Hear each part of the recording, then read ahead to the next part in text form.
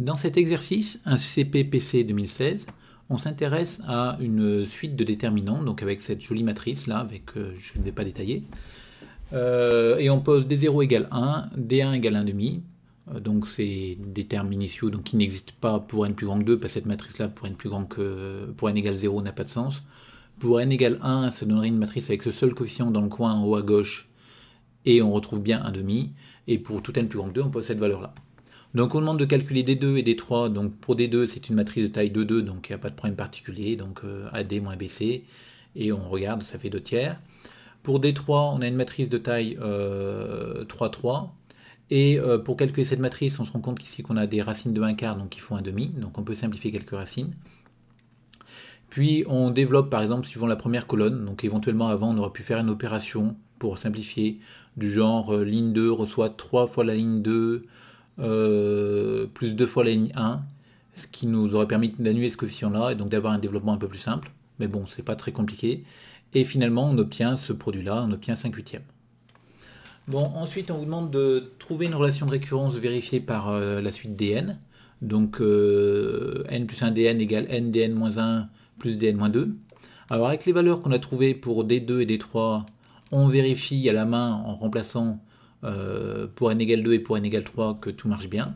Donc ça dépend bien sûr des valeurs initiales que l'on avait choisies. C'est pour ça qu'on a choisi D0 égale 1 pour que la relation soit encore vraie pour n égale 2. Et ensuite, pour n plus grand que 4, on va calculer dn et en développant par rapport à des lignes colonnes pour se ramener à des matrices de taille inférieure. Alors remarquez quand même la structure de dn. Si on développe par rapport à ce coefficient-là, on va faire apparaître cette matrice-là. Donc cette matrice-là dans l'angle inférieur droit. Et cette matrice-là, on va reconnaître dn-1. Si par contre on choisit de développer par rapport à ce coefficient-là, on fera apparaître une matrice qui sera rien du tout. Donc il est assez naturel ici de vouloir développer par rapport à la première ligne ou première colonne pour faire apparaître du dn-1 que l'on veut obtenir à la fin d'ailleurs. Donc c'est ce qu'on va faire ici. Donc on va choisir de développer par rapport à la première colonne d'abord.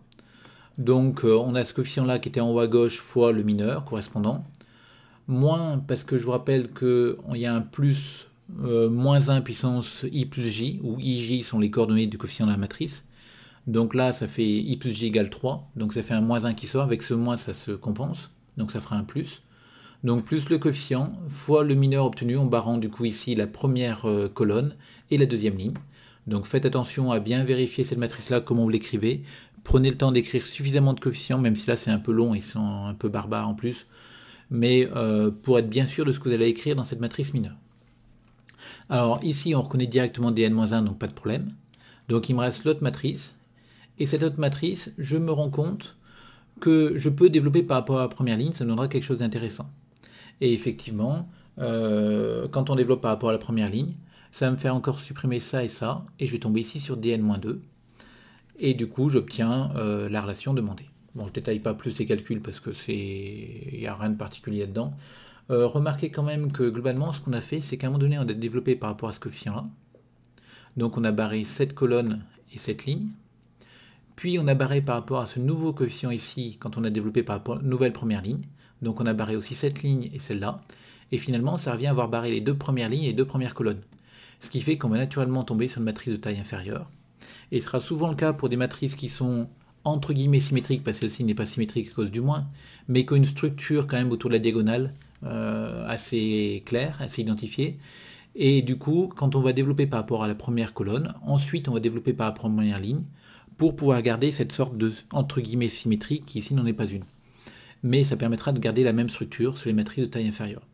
Si on développe par rapport à la dernière ligne, on fera pareil par rapport à la dernière colonne ensuite, pour garder toujours pareil cette structure de symétrie. Donc ensuite on vous demande de montrer que dn en module est plus petit que 1. Donc ici on a une relation de récurrence vérifiée par dn. Vous remarquerez que dn du coup c'est une suite récurrente d'ordre 2. Donc on va faire une récurrence double pour démontrer ce résultat-là. Donc pour démontrer ça, donc D0 c'est bien plus petit que 1, D1 c'est bien plus petit que 1, pas de problème, en module. Et donc on va supposer HRN-1 et HRN-2 vérifiés, on va essayer de démontrer des HRN. Donc on doit calculer le module de dn. Et pour ça, on part de la relation vérifiée par la suite dn. Comme n est plus grand que 2, on peut. Et on obtient ici le n plus 1 qui est un positif, donc on le sort du module. Et de l'autre côté, on va appliquer l'inégalité triangulaire. Et on sait que dn-1 est plus petit que 1 en module. dn-2 est plus petit que 1 en module, d'après HRN-1 et HRN-2 qu'on a supposé vérifier. Et donc ça fait plus petit finalement que n plus 1. Et en simplifiant par n plus 1 de part et d'autre, on obtient bien dn plus petit que 1. Donc cette récurrence marche bien. Ensuite, on nous demande le rayon de convergence de la suite de la série entière dn xn plus 1. Alors, on vous demande qu'est-ce qu'on peut dire de son rayon de convergence. Il y a deux manières de faire les choses ici, enfin deux manières, non, on est même plusieurs, comme toujours avec les séries entières. Mais en tout cas, une première manière assez immédiate, c'est de dire que la suite dn fois 1 puissance n plus 1 est bornée. Et comme elle est bornée, ben, on peut se dire que la série entière qui est là a un rayon de convergence au moins égal à 1. Ben, je vous rappelle que par définition du rayon de convergence, la définition du rayon de convergence, c'est R, c'est le sup des ρ strictement positif, tel que la suite AN ρ n est bornée. Donc ici, pour ρ égale 1, c'est borné, donc ρ est dans mon ensemble, et donc le sup va être plus grand que 1. On peut faire d'autres choses pour vérifier ça. On a cette relation-là. Donc on sait que notre série entière, la somme des dn xn plus 1, aura un rayon de convergence plus grand que la somme des 1 fois x puissance n plus 1. Or, cette série-là aura comme rayon de convergence 1, parce que c'est une série géométrique. Et donc, du coup, alors, ma série de départ aura bien un rayon de convergence plus grand que 1. Voilà, on ne peut pas, par contre, appliquer les critères d'Alembert, par exemple, ici, parce qu'on n'a pas prouvé clairement que dn était non nul. Et donc, quand on va s'intéresser à la suite dn xn plus 1, rien ne nous dira qu'elle est non nulle.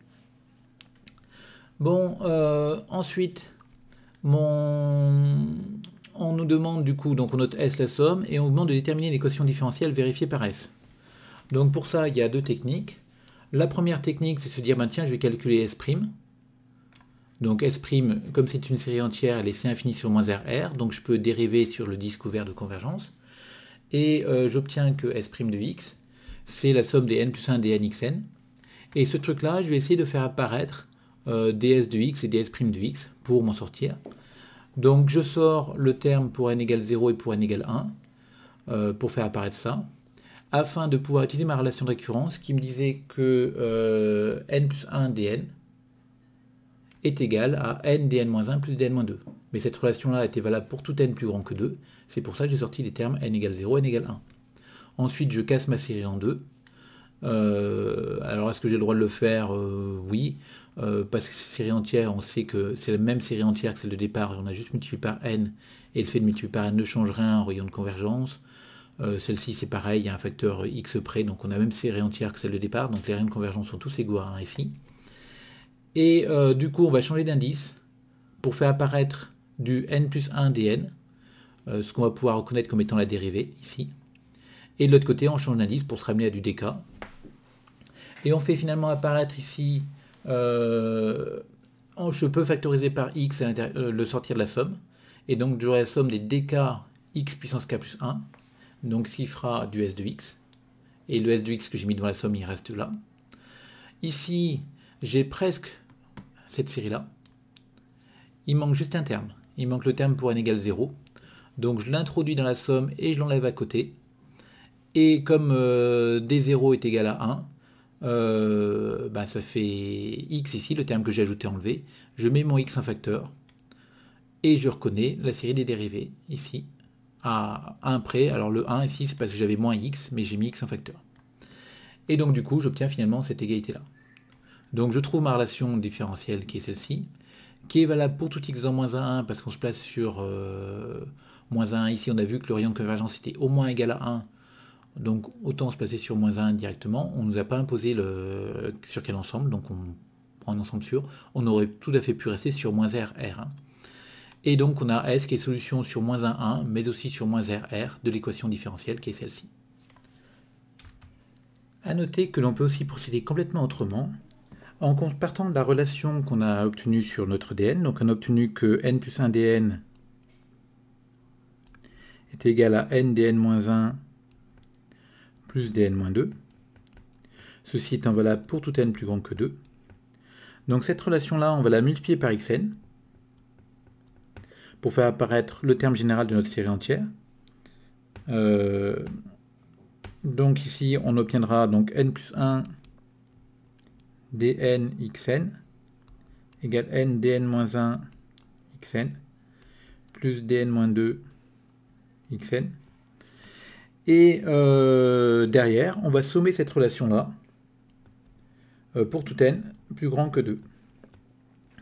Donc on va obtenir comme ça une nouvelle relation. Donc il me dira que la somme pour n égale 2 à plus infini, dn plus 1 xn, égale la somme pour n égale 2 à plus infini de ce truc-là, plus la somme pour n égale 2 à plus infini de ce truc-là.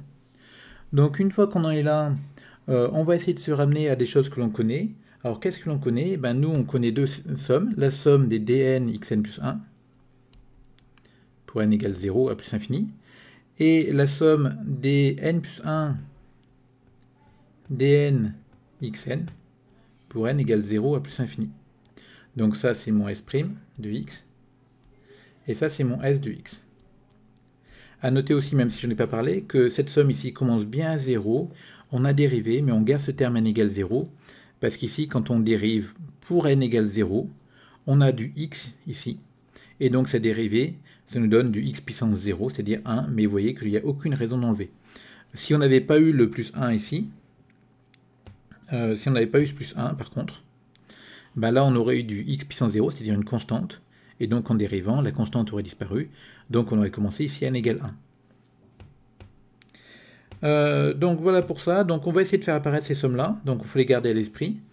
Et quand on regarde nos différents termes de notre calcul, on se dit que celui-ci, ça ressemble beaucoup à une série des dérivés.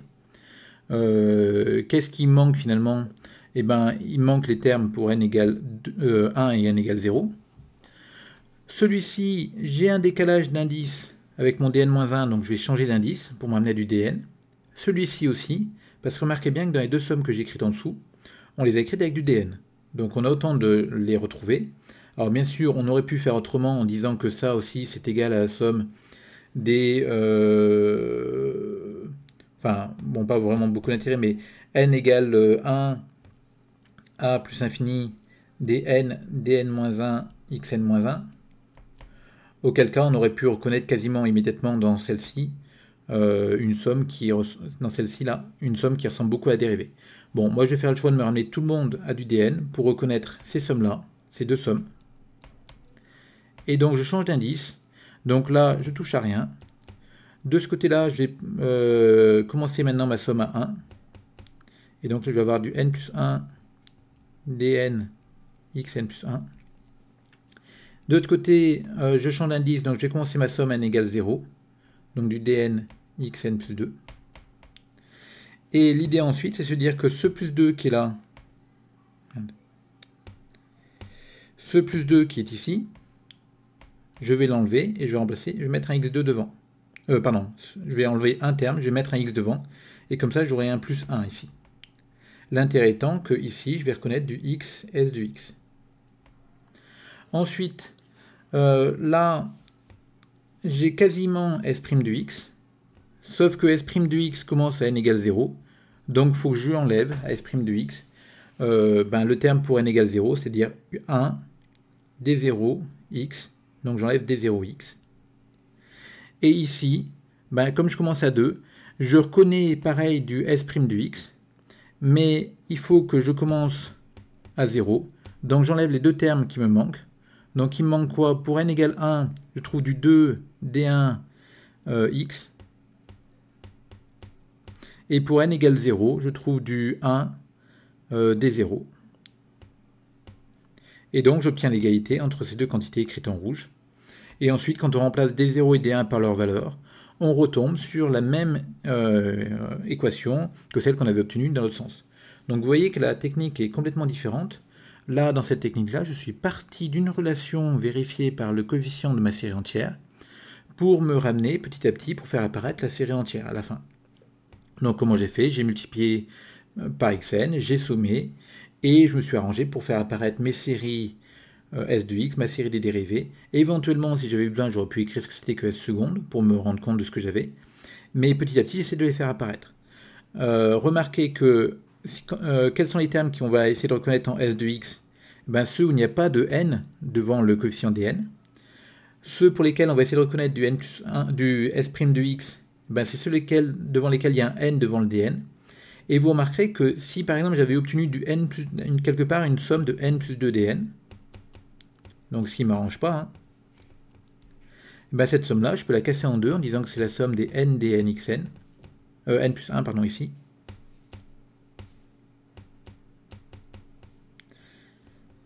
plus la somme des dn xn.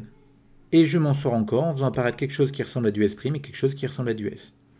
Si j'avais eu dans mon calcul quelque part des n fois n, donc du n carré, ben le n carré, je le retrouverai dans l'expression de s seconde.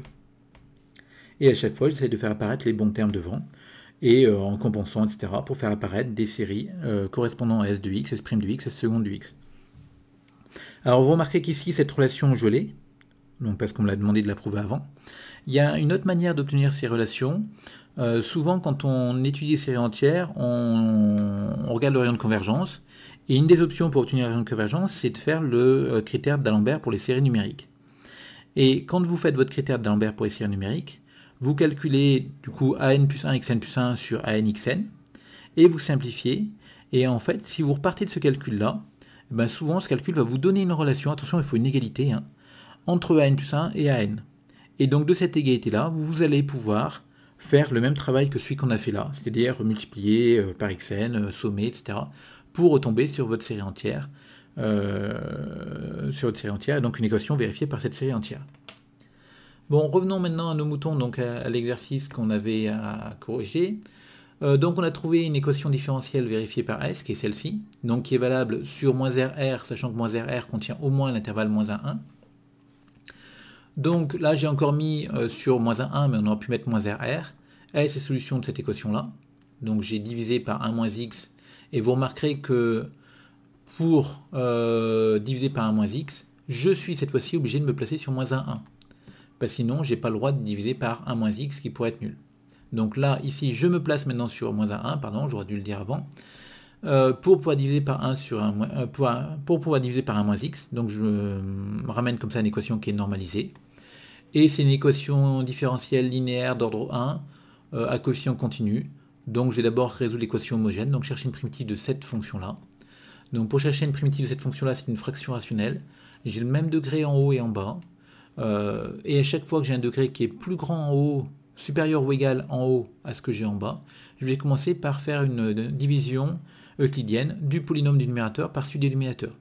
Et ici, j'écris du coup x sous la forme x moins 1, donc c'est-à-dire moins 1 moins x plus 1. Et le fait de faire cette division euclidienne me permet de simplifier ici ce x moins 1 sur 1 moins x, ça va me faire mon moins 1, plus 1 sur 1 moins x. Et vous voyez que du coup, pour calculer la primitive ici, tout va très bien. Et cette technique-là marchera à chaque fois que vous aurez une fraction rationnelle, avec au numérateur quelque chose de degré plus grand que ce que vous avez au dénominateur, notamment si vous avez des dénominateurs très simples du genre 1 moins x. Ça va très bien marcher, vous allez faire apparaître une constante ou éventuellement un polynôme devant, plus une constante sur un moins x, donc on saura primitiver. Donc on trouve notre primitive, attention à bien mettre la valeur absolue ici pour ne pas écrire de bêtises. Pensez bien au moins aussi, parce qu'il manque le u' ici, c'est moins 1, donc attention à ce moment-là. Donc on trouve ça, et finalement les solutions de mon équation, ça va être lambda y0, l'équation homogène, où y0 c'est cette fonction-là, qui a x associé exponentielle de ma primitive, c'est-à-dire exponentielle moins x sur 1 moins x. Donc ensuite on cherche une équation générale, donc avec la variation de la constante, donc sous la forme lambda y0 où lambda est dérivable. Donc on a y' qui est égal à ça, et quand on réinjecte dans notre équation, on factorise par lambda de x, et ce qui est à l'intérieur de la parenthèse ici va faire 0, parce que mon y0 est solution de l'équation homogène. Vous remarquerez que le fait de garder l'écriture y0 ici me permet de ne faire aucun calcul de dérivée, et notamment ça m'évite d'avoir calculé la dérivée de ce truc-là. Je retombe bien sûr sur mes pattes, mais ça prendra plus de temps de calculer cette dérivée, de vérifier tout un tas de calculs, tandis que là, en gardant le y0, c'est solution de l'équation homogène, donc ce bloc qui apparaît là fait 0. Et donc finalement, quand je calcule y' de x moins x sur 1 moins x, y de x, j'obtiens lambda' y0, et moi je veux que mon y soit solution de cette équation-là, de celle-ci, pardon. Donc finalement, cette équation devient lambda' y0 égale 1 sur 1 moins x, et donc du coup lambda' égale exponentielle x en remplaçant y0 maintenant uniquement par sa valeur. Donc la primitive, on va prendre une primitive qui convient, donc celle-ci convient. Alors attention à la manière de rédiger ici, vous ne pouvez pas dire que donc ou équivaut à lambda de x égale exponentielle x, c'est faux. Parce que je vous rappelle qu'une primitive est définie à une constante près. Mais n'oubliez pas ce que vous faites quand vous faites la variation de la constante, on cherche une solution particulière. Donc le mot-clé convient que j'ai utilisé ici est très important, parce que je dis que cette solution-là convient. Je ne dis pas qu'il n'y a que celle-là, parce qu'il y en a d'autres, mais j'en voulais qu'une, j'en ai une. Donc finalement, les solutions de l'équation considérée sont de la forme solution particulière plus les solutions de l'équation homogène. Donc n'oubliez pas dans les solutions particulières de remultiplier par y0, parce que ma solution est de la forme lambda y0. J'ai trouvé mon lambda, mais il faut bien remultiplier par y0. Et donc on remplace, on obtient cette fonction-là. Bon, nous on sait que S est solution de l'équation. Donc ça veut dire que, elle va s'écrire sous cette forme-là avec un certain lambda dans R. Donc le R là, j'aurais dû mettre une double barre, c'est l'ensemble des réels ici. Et donc mon S de x va s'écrire sous cette forme-là. Et je connais S de 0, parce que quand on remplace dans ma série entière, S de 0 va faire 0. Et quand je calcule S de 0 là, je vais obtenir 1 plus lambda, donc j'obtiens que lambda égale moins 1. Et finalement, mon S de x s'écrit bien sous cette forme-là. Alors quelques remarques quand même sur la résolution de l'équation. Vous avez le droit de vous servir un petit peu d'énoncé. Et quand on voit dans l'énoncé, on remarque qu'on a du 1 sur 1 moins x, moins exponentielle moins x sur 1 moins x. Ce exponentielle moins x sur 1 moins x, on le reconnaît comme étant une solution de l'équation homogène. Et donc finalement, le 1 sur 1 moins x qui est devant, on peut se dire directement que ça pourrait être une solution de l'équation générale, une solution particulière de l'équation générale. Et de tester directement cette valeur-là, vérifier qu'elle est bien solution, et du coup, on a trouvé une solution particulière, on peut conclure derrière. Vous remarquez que cette méthode n'est pas très constructive, mais elle a le mérite d'être assez efficace, et on reste dans les clous.